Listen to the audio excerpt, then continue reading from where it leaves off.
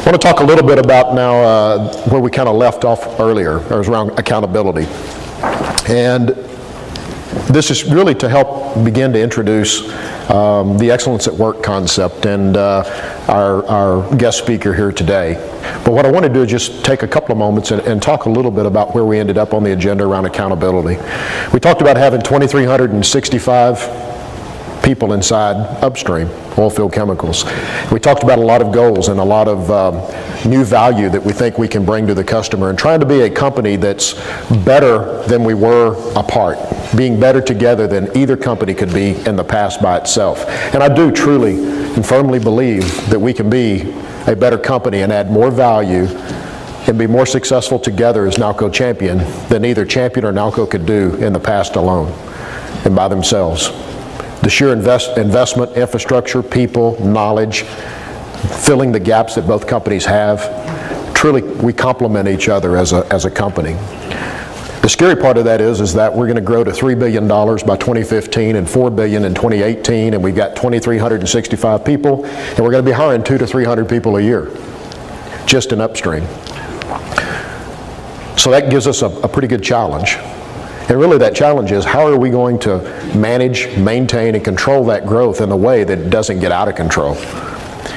And I firmly believe that the way that we have to do that is really looking at how we hold people accountable, how we hold ourselves accountable, and doing it in the right way. And that really starts with how we relate with each other and how we relate with the people that we work with in our teams. And we need to have a common language, and we need to have a common vehicle for communication to begin to do that in a Coke is a Coke way, or a consistent way. And it's really, our business is very much about people. It is about technology, but it's also about that on-site problem solving and those relationships and that credibility that we have with our customers. And when you're dealing with people, it's very important that we have that consistency around the world. And if we're really going to drive a culture of accountability, to me, it's about putting the right person in the right box, doing the right things for the right reasons, and learning how to hold ourselves accountable and those around us accountable in the right way.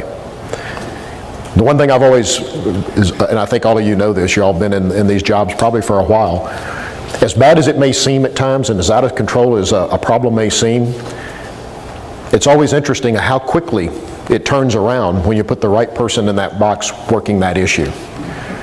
You may have an account that's a customer that's causing a lot of friction, or we have a lot of issues in the account, but all of a sudden you put the right person in there with the right skill set and the right communication skills, and it doesn't take long and things start seeming like they get a lot better.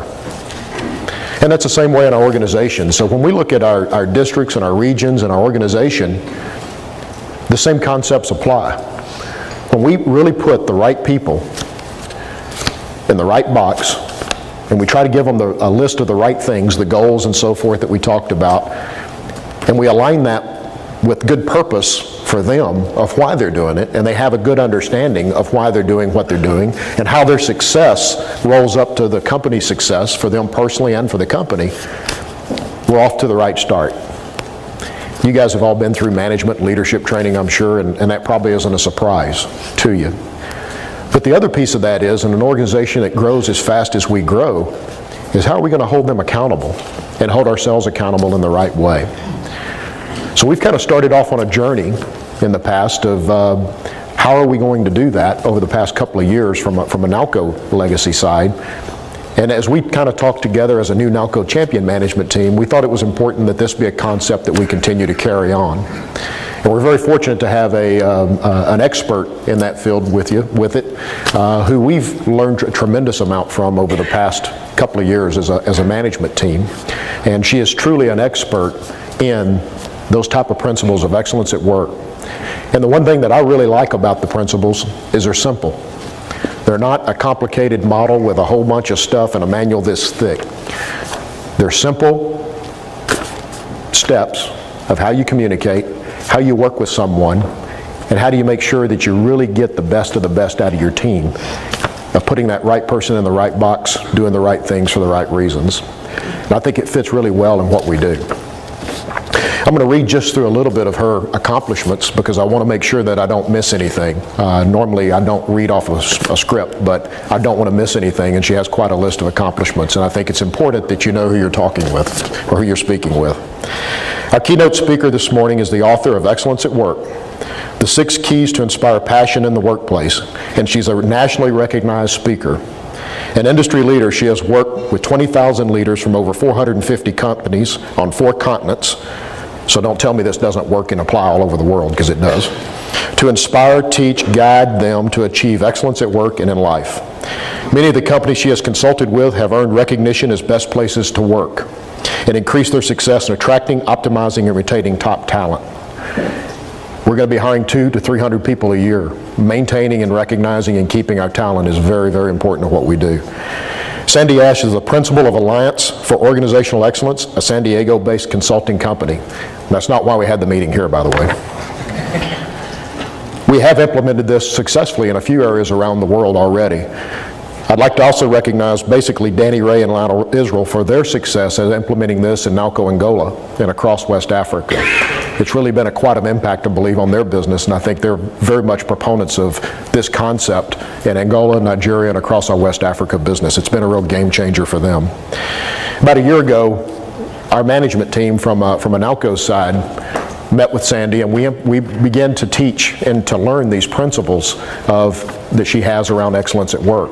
And we've started to try to implement those into our business as we go forward. And one of the things that we got out of that first training session, one, it was a lot of fun, and I think two, when we started that, we all kind of looked at it and said, okay, another training course, Kevin's already, done something else here that we got to learn. But I started seeing something that's pretty interesting in that first day. I started seeing a lot of head nods saying, yeah, I've done that. Yes, I've done that wrong, and yeah, I'm not quite as good at that as I thought I was. So from that, what we learned is that we need to get better, and we can get better with some simple concepts of how do we really lead our team and really drive that accountability inside our organization. So we took off as a kind of a vote as a team down this road and said, we see this as fundamental and core to what we're going to do for the future and the way that we want to lead our team. So we began to invest in this. And as we move forward as Nalco champion, this is something we want to continue. So when you think about that goal around accountability or organizational excellence, foundational excellence, if you will, this is really the driver and the core message, the core program that we want to use to drive that goal. Okay? The other thing it does is it gives us a common language and a common way to communicate around a Coke is a Coke consistent strategy around the world. So I think it's very important that we continue this journey. And we've worked with Sandy now for a while, and we're going to be working with her in the future, not only this meeting, but around the world. Her and her team's going to be flying around the world and meeting with your teams and helping to implement these concepts as we go forward. And she's one of the best I've seen at that follow-up and that implementation of her knowledge. And it's really, I think, something that can help us. So with that, she's our keynote address speaker today, and I'd like to welcome to the stage Ms. Sandy Asch.